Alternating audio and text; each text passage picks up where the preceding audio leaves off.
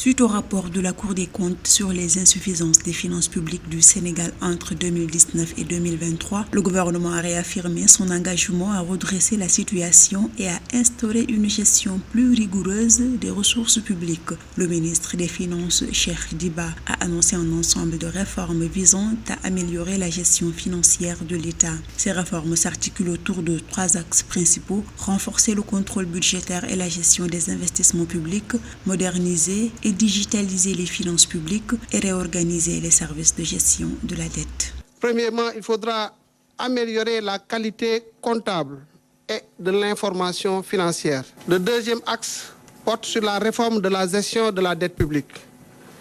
Et il s'opérera à travers le retour à l'orthodoxie en matière de gestion de la dette par une centralisation des fonctions de négociation, d'utilisation et de gestion de la dette publique. Le troisième axe porte sur le renforcement de l'efficacité et de la transparence des finances publiques. Dans le cadre de leur engagement à redresser les finances publiques, les autorités sénégalaises s'attelleront à réduire le déficit budgétaire du pays, prévu à 7,1% du PIB pour 2025. L'objectif est de ramener ce déficit à 3% du PIB à court terme, tout en réduisant également la dette publique à 70% du PIB.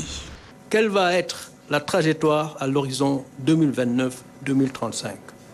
La dette sera ramenée à 70% du PIB. Nous ramènerons le déficit budgétaire à 3% du PIB dans un horizon raisonnable, de telle sorte que cette trajectoire de la dette soit descendante.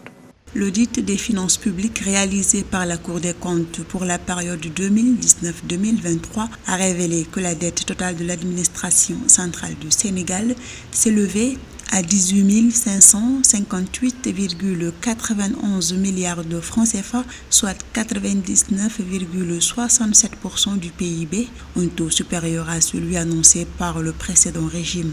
De plus, le déficit budgétaire pour 2023 a été réajusté, passant de 4,9% à 12,3% du PIB, équivalent à 2291 milliards de francs CFA.